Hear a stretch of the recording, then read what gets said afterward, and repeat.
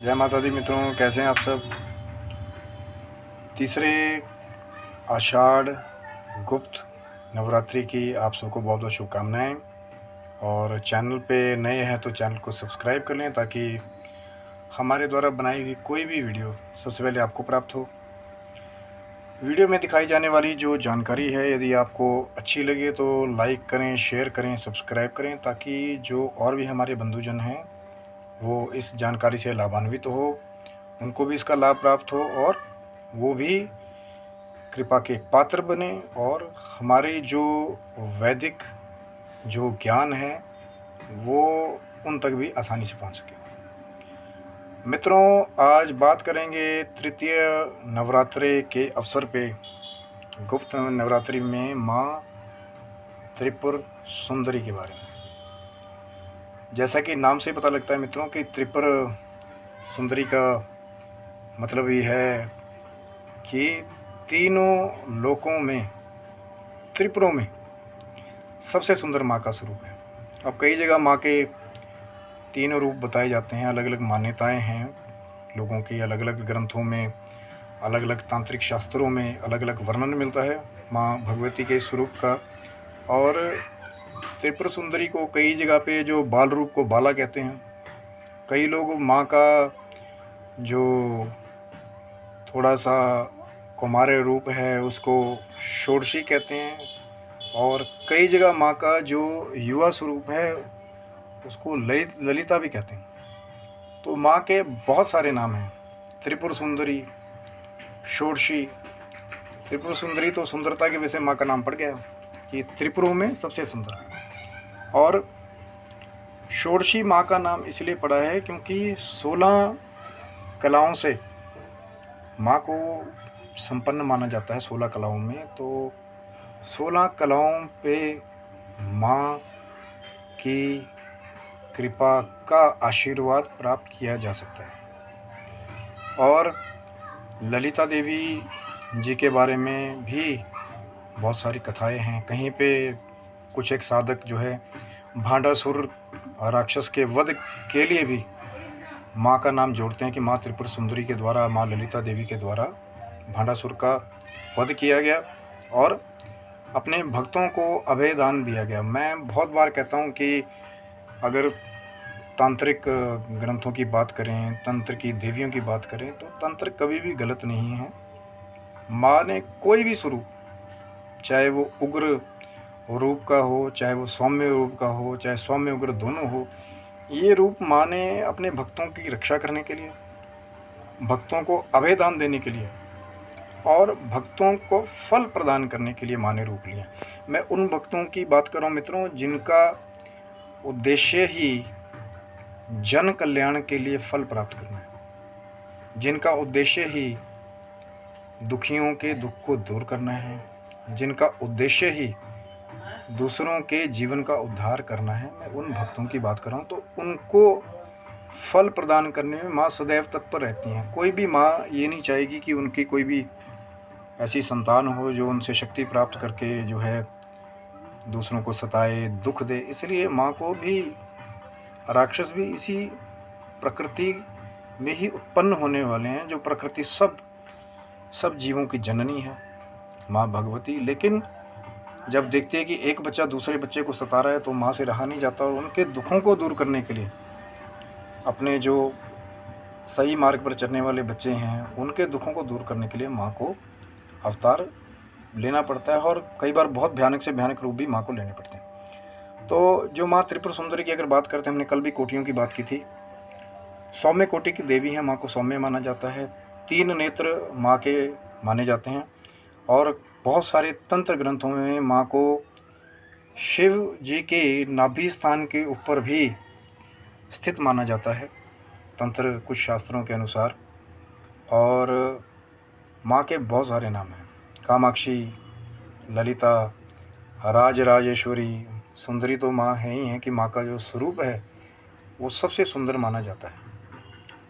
लेकिन अगर आप गलत उद्देश्य के साथ माँ की साधनाएं करेंगे तो हो सकता है माँ का सुंदर रूप आपको कम देखने को मिले और माँ का जो भयावह रूप जो है आपको देखने को मिले, जिसके लिए 10 महाविद्याएँ प्रख्यात हैं। कि मैं बार-बार कहता हूँ कि मैं सिर्फ़ जानकारी के लिए ये वीडियो बना रहा हूँ। इसका उद्देश्य किसी को कोई साधना करवाना नहीं है।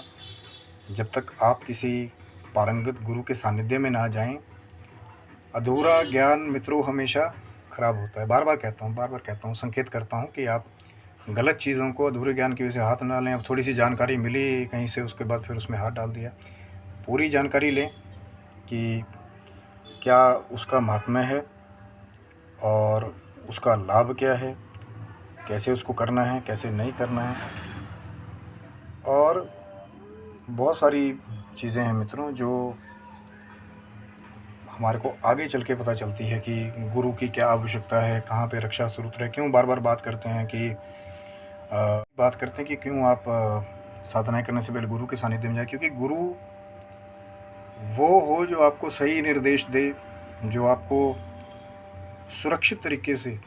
क्योंकि जब आप गुरु के सानिध्य में चले जाते हैं तो जो अपने शिष्य की सुरक्षा करना भी गुरु का दायित्व है। कुछ ही ऐसी प्रचंड शक्तियाँ हैं जिनको सामान्य जनों के लिए खाली दर्शन मात्र कर लेने से भी कई लोग बहुत आतंकित हो जाते हैं कि भैया पता नहीं, और साधनाएँ बीच में छोड़ देते हैं। तो जब एक गुरु होता है, जब जिसने उन चीज़ों को साधा हुआ है, जब आप उनके सानिध्य में जाते हैं तो वो आपको बताते हैं कि आपने कैसे, कहाँ पे आपने गलती नहीं करनी है, कहाँ पे आपने चूक नहीं करनी, और उसके बाद फिर आपको लाभ प्राप्त होता है। क्योंकि अगर गुरु सही निर्देशक नहीं होंगे तो भटकते रहेंगे। आजकल बहुत सारे लोग गलत जानकारियों के द्वारा लोगों को भटका रहे हैं और लोगों को उससे लाभ कम हो रहा है, और लोग जो है वो ज़्यादातर ऐसी स्थिति में पहुंच जाते हैं कि उसके बाद उनकी साधनाएं आगे तो क्या बने कि साधनाएं चौपट हो जाती हैं। इसलिए गुरु का सानिध्य प्राप्त करें। माँ त्रिपुर सुंदरी की साधना करने से ये कहा जाता है कि माँ सब जगह से आपको बचाती है, और श्री कुल की होने की वजह से माँ हर तरफ से आपको समृद्धि प्रदान करती है। लेकिन आज भी शर्त वही है मित्रों कि जब आपका भाव होगा, समर्पण होगा, उद्देश्य अच्छा होगा, तो आपके फल भी अच्छे होंगे। किसी दूसरे को सताने के लिए, किसी दूसरे को दुख देने के लिए जब आप इन शक्तियों का प्रयोग करेंगे, पहली बात तो आपको प्राप्त करने में कठिनाई होगी, पता नहीं क्या क्या आपको संकटों का सामना करना पड़े। उसके बाद में जब अगर प्राप्त भी कर लेंगे और उसका गलत प्रयोग करेंगे तो अपने आप को पतन की ओर ले जाएंगे। बार बार कहता हूँ, तो इन शक्तियों का, माँ का आशीर्वाद प्राप्त करें अपने जीवन में उन्नति प्राप्त करने के लिए, दूसरों की सहायता करने के लिए। यही माँ की साधना का उद्देश्य है। तो ये थी छोटी सी जानकारी माँ त्रिपुर सुंदरी साधना के बारे में। और माँ त्रिपुर सुंदरी की साधनाएं करने के भी बहुत सारे मंत्र हैं।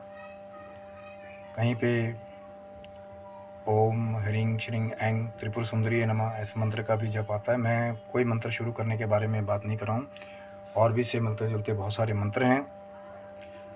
पर वही बात है, ये साधनाएं जो हैं वो प्रैक्टिकल गुरुओं के सानिध्य में रहने के सिर्फ जानकारी के लिए वीडियो बनाया गया है, ताकि आपको जानकारी हो कि इंटरनेट पे आप जाएं कि हाँ भैया 10 महाविद्याओं के बारे में बात चल रही है, तो तीसरी महाविद्या कौन सी है, क्रम के द्वारा, सिर्फ जानकारी के लिए।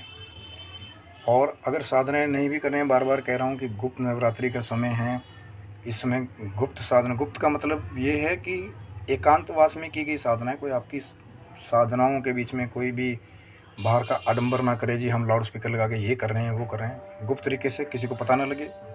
और जब आपके कहते हैं कि एक आपके शरीर में जो तेज है जब वही बढ़ जाएगा, जब लोगों को पता लग जाएगा कि भैया कुछ ना कुछ बड़ा ज़रूर है, तो वो आपको लाउड स्पीकर पे बताने की ज़रूरत नहीं है कि हम कुछ करें। वो आपका तेज, आपकी वाणी में वो माँ की कृपा अपने आप आएगी। और माँ की साधनाएं करें। बार बार कहता हूँ कि अगर सौम्य सात्विक रूप से माँ भगवती के स्वरूपों की आराधना करें। नहीं तो अगर आपको ये चीज़ें नहीं पता तो निवारण मंत्र बार बार कहता हूँ, ओम ऐं ह्रीं क्लीं चामुंडा विच्चे के द्वारा भी माँ को आप प्रसन्न कर सकते हैं और माँ की कृपा प्राप्त करें। क्योंकि वही भगवती, सब माँ के ही स्वरूप हैं, सब एक ही जड़ से जुड़े हुए हैं।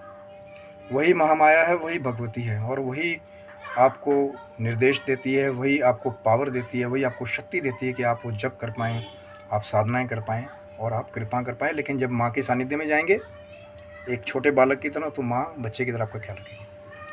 आशा करता हूँ मित्रों आपको वीडियो अच्छा लगा होगा। अच्छा लगा हो तो लाइक करें, शेयर करें, सब्सक्राइब करें, ताकि आगे माँ भगवती का भी ये महात्म्य आगे भी दूसरे लोगों तक जाए। और चैनल पे दिखाएगी, अगर वीडियो आपको अच्छी लगी हो तो सब्सक्राइब करें, ताकि और भी जो ज्ञानवर्धक वीडियो हमारे चैनल पे हैं उसको भी आप जाके देख सकते हैं। माता रानी से ये अरदास करूँगा कि आप स्वस्थ रहें, मस्त रहें, ऐश्वर्य से भरपूर रहें, निरोग रहें और आप हमेशा खुश रहें। जय माता दी मित्रों।